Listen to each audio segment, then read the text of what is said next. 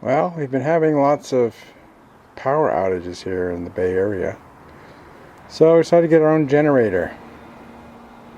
It's either that, we have a solar roof, but it's either that or put in a Tesla power wall, which is about 10 or 15 grand. This is about $1,000, so it seemed like a better solution for something that hopefully won't happen too often. Although this is going to be the third one, apparently. Anyway, so this is a dual fuel one because I wanted to be able to store propane to use with it rather than try to store gasoline, which deteriorates. So if I store this propane, then it really won't deteriorate over time. So as long as I keep it covered. So I'm going to be putting it in this shed on our deck here. That's where the generator is going to stay too. So it's got 3,400 watts starting and 3,100 watts running. That should be enough to run our refrigerator and one other major appliance like the dishwasher, microwave, or the could even run the washing machine. And we can use the clothesline to wash clothes. So this is for these fire danger power outages that PG&E is subjecting us to, but also if there's an earthquake, that would be useful for that too, obviously. And this is dual fuel, so it will run on gasoline. So in an earthquake type emergency where the power is out for a week or more, we would have power by siphoning the gas out of our gas tanks if necessary, if we're sheltering in place. I got one that was 90, the quietest one I could get. 59 dB is pretty good. And it'll run 7 hours. Looks like 7.5 hours. So to keep the refrigerator going, we don't really need to run it continuously. Just monitor the temperature on the refrigerator and run it whenever the temperature gets too low, or too high rather. So it's really designed to run an RV, but it's got two 20 amp circuits, and that should be plenty to run what we need in the house. So I went and got the Blue Rhino gas so I can swap it out. I'm going to be testing this once a month, otherwise you need to keep the engine, lubricated. So I got the recommended oil, which is 1030 weight. So we'll see how that works. All right, so we'll open up the box and then I'll pick it up after that. All right, so we got it out of the box. 2 people is recommended, and I think it's better to have 2 people. It's 95 pounds, so now as far as moving it around, it's got 2 wheels and this handle. It's easy to roll it around, so that's not a problem once it's out of the box. So there's the front panel. It's got an electric start and also a crank start. It's got a 12-volt outlet, and they give you a adapter for USB, which is handy. 2.4 amps each. That'll charge anything pretty quickly. And other stuff comes in the box. You've got this quick start guide. Tells you how to put oil in it. That's important. And what kind of clearance you need, 5 feet around it, 1.5 meters. And it comes with an oil funnel. I assume that's the oil funnel. Could be the gas funnel. I think it's the oil funnel. And here's the LPG hose. So this is the regular side that attaches to your propane canister. And then they give you this handy dandy clip that bolts onto the back of this. Bolts onto the back of this to store the hose, so it doesn't drag on the ground, I guess. And this is the instructions about how to do that, so I'll do that later. And here's the bolts. They give you the bolts to attach that. And of course they give you a manual. It's got all the information in it. Here's our 20 amp extension cord I got. So that's going to be, it's on the deck behind the kitchen. We're going to run the extension cord through this window. And during use, I'll plug up the gap in the window with a towel and put tape on both sides. And just run the extension cords to the bottom here. A little gap in the bottom. That's my plan for that. So the refrigerator's in there, the microwave, dishwasher, and then I can run extension cords to other things that I need to within the house, as long as we're careful. Alright, so let's get it hooked up. I guess the next thing is I'll show you how I'm putting the oil in it. So let me get that set up. I realized I was showing you the Spanish instructions for the quick start. There is an English instruction, so that's where it says 5 feet instead of 1.5 meters. Alright, so there we go. So we're going to start at step 1 and move down the line. Alright, so here's the back panel. It's got 2 Phillips screws, or you can use a regular flathead screwdriver. So open that up and see what's inside. You need to put oil in before you run it. That's why it says Alto. Alright, so I moved the back cover and took out the dipstick. That's the cover in the dipstick, and it goes right in that hole right there.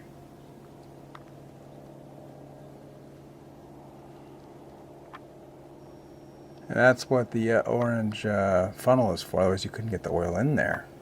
Now it says only 0.6 quarts, so be careful not to overfill this. This has got 800 milliliters, so I want to put in about 0.6, 600 milliliters. Do not overfill. Alright, there's the engine in there. Alright, let's take care of that. Alright, so that's what it looks like with the orange funnel in there. Now I'll go ahead and pour the oil in. I'm not going to put that on camera. It's not that complicated. Alright, I put the oil in. So there's 946 milliliters in this oil can. And so I put it in so it went down to 400. Alright, so that's it for that. The instructions that came with it said you need to, let's see if I are those. Oh, here we go. You need to change the oil every 100 hours, so I'll have to figure out how to do that. And I'll have to keep track of the run time. That'll be interesting. Okay, so now we're going to put the dipstick in. Here's the cover and the dipstick. We'll put the dipstick in to make sure we're at the right level. Take this out. Screw this in.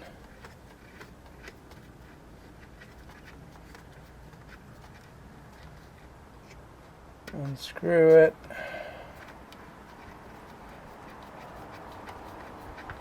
Check the level. And it's reading full, so we're looking good. Screw that back in. Oops, missed it. Okay. Alright, so now we're ready to go on to step 2. And I'll get back to that in a second. Alright, step 2. Step 2 is remove this battery cover and connect the battery up. So after I unscrew it, I'll show you how I connect it up. Alright, so the battery leads come zip tied together, so you need to disconnect that and then connect the red to the red terminal, and the black to the black terminal. So there's some little eyes there that go underneath the screws on the battery terminal. So we'll do that, and then we'll be ready to fire it up, I think. Alright, so I realized the battery can be taken out of the generator. There's a little rubber holder strap there, so that'll be much easier to get me out. So the way this screws work is there's a nut in there, so we're going to want to pull that screw all the way out, put the battery loop from the battery lead inside there, and then tighten it back up so it won't escape, I guess. Or we could put it on the front, so I'm not sure what the deal is with that, so we'll figure it out. Alright, so putting it in from the side seemed to be the best. So I did that for both sides, and this one I already put the cover on, so you can see how the covers go on there. So I'll put the red cover on, and then put the battery back in with a strap. We'll wrap it up, and we'll try to start it.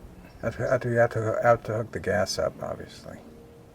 Alright, so I screwed the regulator, part of the hose onto the tank, and you can see I installed that hose clip on the back of the regulators to keep the hose out of the dirt.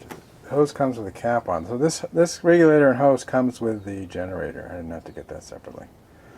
Now we just need to hook it up to the generator and fire it up. So you can see the dual fuel selector is set on gasoline, so we need to turn it to propane, which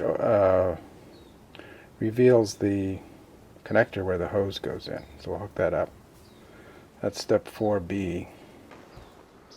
Alright, the hose is hooked up, as you can see. Next step, it says step 5, flip the battery to the on position. So that's the battery that's going to start the engine. Then it says pull the choke out. Okay. And then electric start. It says push and hold the electric start button until the generator starts. Don't hold longer than 5 seconds. Didn't quite start. Try it again. Oh, you know what? I've got to turn the gas on. That would help. Turn the gas on your tank. There. Now we'll try it. Minor problem. Alright, try it again.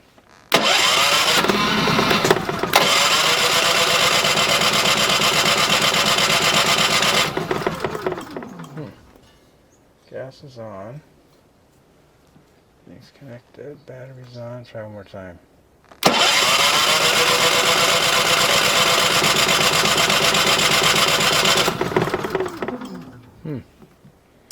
Okay. What have we got wrong? We're going to stop this and try to figure it out. Alright, I figured it out. If you're using natural gas, if you're using propane, you don't need the choke. At least I didn't need the choke, so. We'll try it again. I turned the gas. The only way to turn it off is to turn the gas off. There's no off switch, which is interesting. Okay, so we'll start it without the choke pulled out. Starts right up.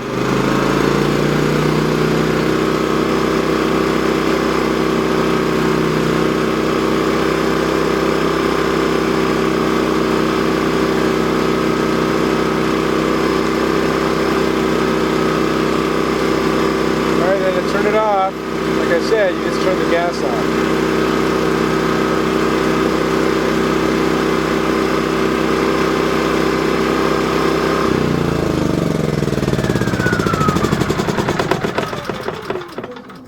And when it's off, you turn the battery off, and that's it.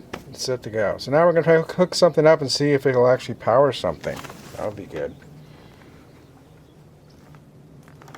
Alright, here's our setup for our test. I did move this table out of the way, which I probably should, but I'm not going to worry about it right now. So I've got 2 extension cords plugged in. I got the gas hooked up. And the extension cords run through the window. And I pulled the refrigerator out and plugged it in and plugged in the microwave. So we'll start it up out here and we'll go inside and see what happens. So this time I'll remember to turn the gas on.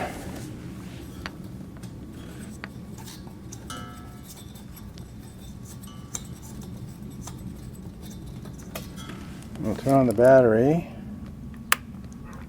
and we'll start it without the choke. There it goes. It's off at pointing away from the house. Seems like a good idea. Alright, so this is the sound with the towel stuck in the gap of the window. It's about the same sound. I would say it didn't really make any difference, but it would keep out the weather and the bugs and stuff. So extension cords run down here, and I've got the refrigerator plugged in, and we'll see how it's doing. It's already down 1 degree, so it's working. And I got the microwave plugged in, so we can try that.